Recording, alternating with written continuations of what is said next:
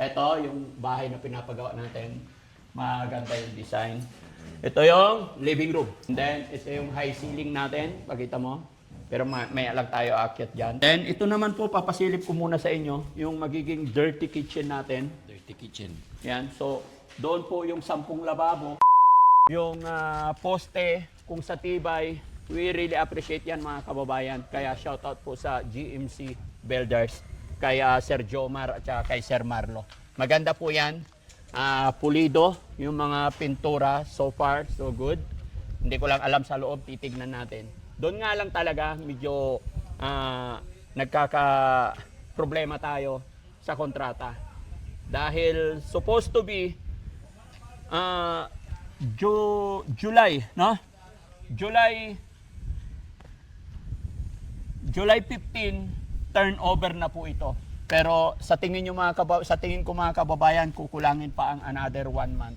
Kukulangin pa, no? Baka hindi pa kaya 1 month. Oh, baka hindi pa kakayanin ng 1 month. Siguro dahil nagkukulang tayo sa manpower. Pero kung sa ganda, maganda po mga kababayan. Doon lang tayo nagkakaproblema, no? At the same time, puntahan natin para makita nyo rin mga kababayan. Sa'yo lang yan, no? Anong masasabi mo, Boss JB, sa bahay na pinapagawa natin? Maganda. Maganda. Anong masasabi ko? Maganda. Yun. So, ito rin mga kababayan, no? Nagkaroon din ako ng pagkakataon na i-update tong bahay na to dahil mula nung na-hospital ako, sabi ng ating doktor, 3 araw po kailangan magpahinga. So, pangatlong araw na po. Hindi ko na talaga, sorry Doc, hindi ko na matatapos yung 3 araw kasi pangatlong araw pa lang ngayon, nagbalak na akong umalis at ito, nagkaroon ako ng pagkakataon. Thank you Lord. Nagkaroon ng pagkakataon para i-update kayo sa bahay na pinapagawa natin. At sa oras na ito mga kababayan, yung mga binigay ni Doc na gamot tsaka vitamins, tumataba na ako. Kaya kailangan ko ng gumala para hindi masyadong lalaki yung tiyan natin kasi kain, tulog. So, at saka ramdam ko rin, thanks to God, kasi medyo okay na ako. Kaya salamat, lalo na si Boss JB, no? Kaya ito, silipin natin. Hawakan mo lang yan, may mic ako. May napansin ako. Oh. May bago kang kwintas. Ha?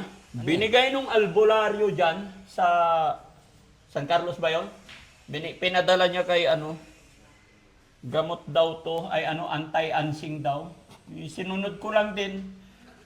Pati si albularyo, nagtataka ako bakit kilala niya si Ansing. Sabi niya, isuot ko daw to at least 7 days. Anti-ansing. Anti-ansing, hindi anting-anting. Aywan, basta. Anting-anting yan. Anti-ansing. Anting-anting nga, anti-ansing. So, no, wag na natin pag-usapan si Ansing mga kababayan, please. Ito yung bahay na pinapagawa natin. Maganda yung design. Ito yung living room. Oo, yan yung Ito yung living room, mga kababayan. Medyo maluwag, malaki. And then, ito yung high ceiling natin. Pakita mo. Pero may alag tayo aakyat dyan. Papasilip ko po sa inyo itong kitchen natin. Dining. Oo. Dining room? Dining. Room natin mga kababayan. Hello po, good morning po. And then, ito yung little kitchen natin. Ayan. Dito yung little kitchen. Mayroong common CR po dito mga kababayan. Ayan. Medyo tinatiles na rin po. Ayan. Ayan, tignan nyo. Maganda yung design nila mga kababayan. Gaya ng aking sinabi, shoutout kay Sir Jomar and Sir Marlo. Sir Marlon. No? Maganda yung design. At saka yung mga tiles na ikinakabit dito is talagang pina-approve muna sa atin. Yung mga gagamitin, pina-approve. And then, ito naman po, papasilip ko muna sa inyo, yung magiging dirty kitchen natin. Dirty kitchen. Yan. So, doon po yung 10 lababo. Dirty kitchen pa doon. Tapos mayroon tayong, pag may guest tayo, mga 5 table dyan. Kaya medyo malaki po ito. Shoutout po sa inyo dyan, mga pogi. Ayan. Yung mga welder natin na matitibay. Ayan, yung pogi na yon, payatot. Shoutout naman dyan, Barbosa family.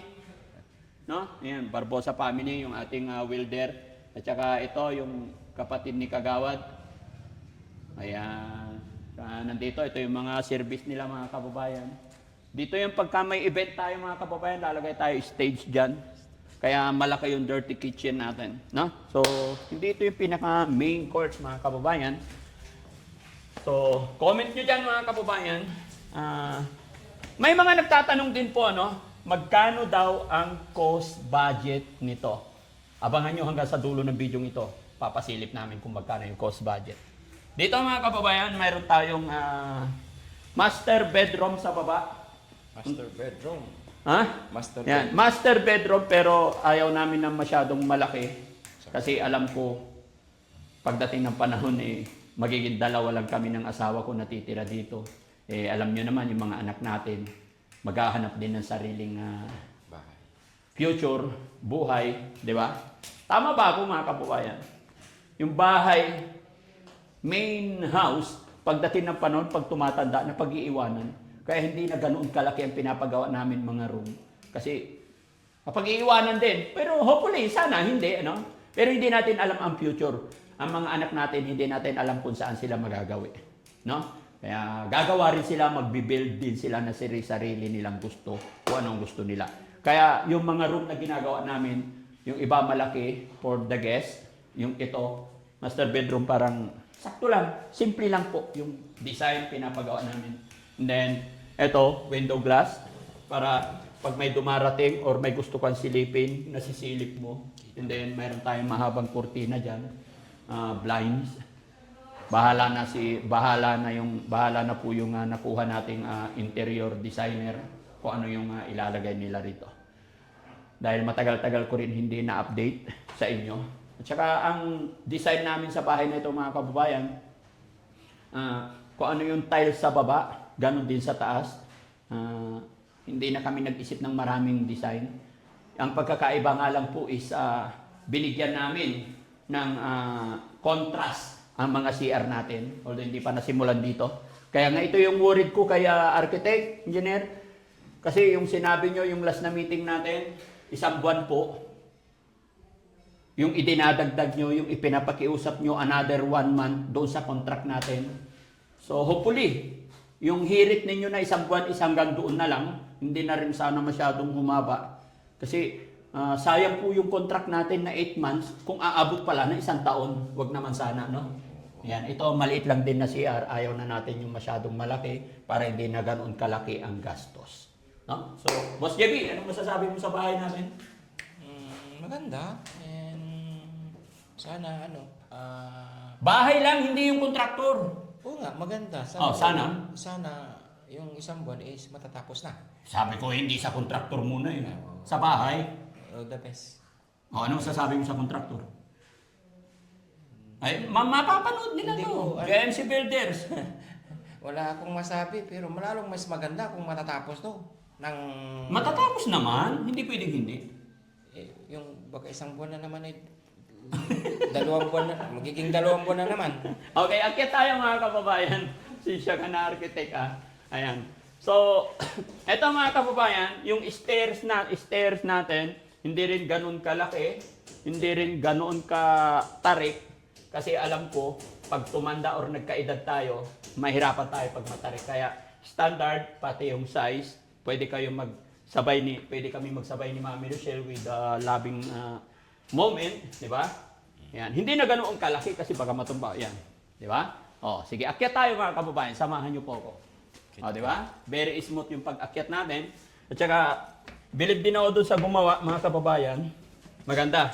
At saka, mapapansin nyo, itong stairs natin, pag natapos ito, makikita nyo maganda to kasi ito yung mga modelo. No? Hindi pa tapos pero maganda ng tignan. Ayan. Sulit. Ayan. So, ito yung high ceiling natin. Hello po! Pasensya na, maabala namin kayo.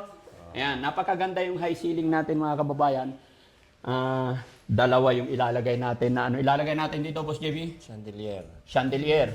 Basket na lang para makatipid. Yung basket, medyo mataas-taas, lagayan ng tuyo. Oo. Diba? Dalawa. Tapos nandun yung hilahan. Oo. Gaya ng aking sinabi mga kababayan, wala po akong masabi sa design, gawa ng JMC Builder. Shout out. Dito lang kami nagkakaroon ng usapin sa kontrata. Medyo lapses po sila dahil ito na yung araw na turnover na po sana. Pero okay lang yan.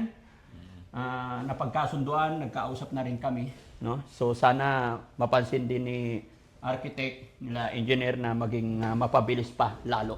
So dito tayo sa room. Mahangin. Bali, 3 room ito sa taas mga kababayan. Meron doong another master bedroom, another room, and then may CR din.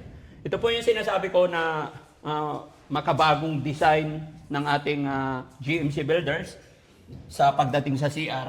Kasi hindi ka na po maglalagay-lagay pagdating dito sa loob ng CR mga kababayan. Hindi ka na maglalagay, bibili ng mga lamisitang maliit para paglagyan mo ng sabon. There's a time na mabibili natin, hindi maganda, plastic, madali masira.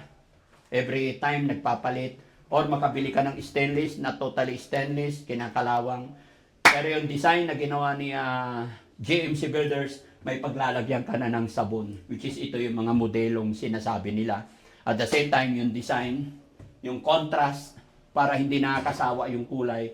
At hindi pa nagtatapos dyan. Sabi nga ng ating GMC Builders, hubad pa po iyang building mo sir, pero maganda na.